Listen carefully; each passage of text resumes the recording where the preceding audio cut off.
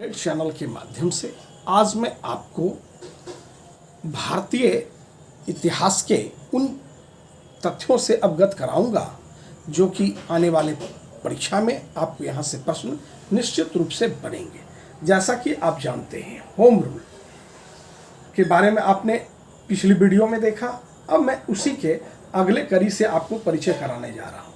जैसा कि राष्ट्रीय आंदोलन का तीसरा चरण यह 1919 से 1947 ईस्वी के बीच रहा। महात्मा गांधी 2 अक्टूबर 1869 से 30 जनवरी 1948 ईस्वी तक के जो उनके जीवन काल रहे, उसमें कई बिंदु ऐसे हैं जिस महत्वपूर्ण बिंदुओं को आप यदि ध्यान रखते हैं तो प्रतियोगिता परीक्षा में अक्सर उस वह बिंदु से प्रश्न आपसे किया जाता है। जैसे कि 1915 ईस्वी में दक्षिण अफ्रीका से भारत वापस आए गांधी जी 1892 ईस्वी में दक्षिण अफ्रीका के एक व्यापारी अब्दुल्ला के मुकदमे की पैरवी हेतु वहां गए थे। इस दौरान गांधी जी वहां लगभग 21 वर्ष तक रहे। गांधी जी ने गोपाल कृष्ण गोखले के विचारों से प्रभावित होकर उन्हें अपना राजनीतिक गुरु बना लिया। गोपाल कृष्ण गोखले स्वयं महादेव गोविंद रानाडे के शिष्य थे।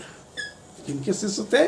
महादेव गोविंद रानाडे के। जिस समय गांधी जी भारत आए उस समय प्रथम विश्व युद्ध चल रहा था। 1914 ईस्वी से 1918 का दौर वह था। उन्होंने सरकार के युद्ध प्रयासों में एम्बुलेंस कोर द्वारा मदद की, जिसके लिए ब्रिटिश सरकार ने उन्हें 9 जनवरी 1915 को केसर-ए-हिंद की उपाधि से सम्मानित किया। युद्ध के दिनों में गांधी जी द्वारा भारतीय युवाओं को सेना में भर्ती होने के लिए प्रोत्साहित करने की वजह से कुछ लोग उन्हें सेना में भर्ती करने वाला सार्जेंट भी कहने लगे थे। 1915 ईस्वी में गांधी जी ने अहमदाबाद के समीप साबरमती नदी के किनारे सत्याग्रह आश्रम की स्थापना की। गांधी जी ने अपनी पुस्तक हिंद स्वराज में स्वराज्य स्वशासन की विस्तृत व्याख्या की है। चंपारण सत्याग्रह से भी आप परिचय प्राप्त करें। चंपारण सत्याग्रह 1917 ईस्वी में होता है। चंपारण सत्याग्रह के समय ही पहली बार गांधी जी ने भारत में सत्याग्रह करने की धमकी दी थी।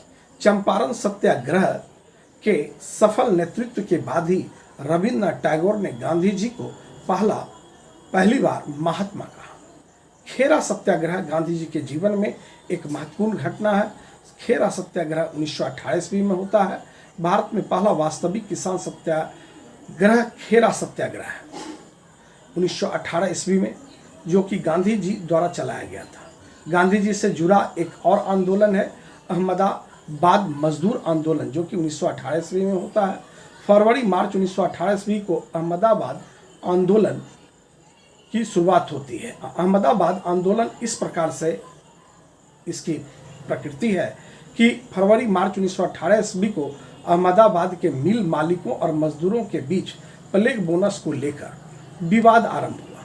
मिल मालिकों ने मजदूरों को 20% बोनस देने का निर्णय लिया, जबकि गांधी जी ने मजदूरों को 35% बोनस दिए जाने का समर्थन किया। अर्थात लड़ाई 20% और 35% के लिए हो रहा था। मार्च 1918 ईस्वी में मजदूर हड़ताल पर चले गए।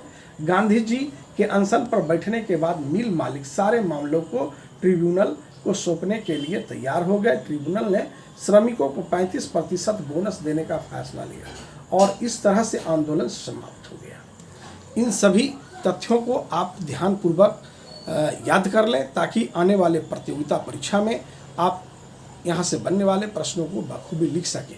यदि आप हमारे चैनल पर नए हैं तो सब्सक्राइब कर लें, बेल बटन दबावें और अधिक से अधिक शेयर करें ताकि ज्ञान विज्ञान का विकास हो सके। जय हिंद, जय भारत।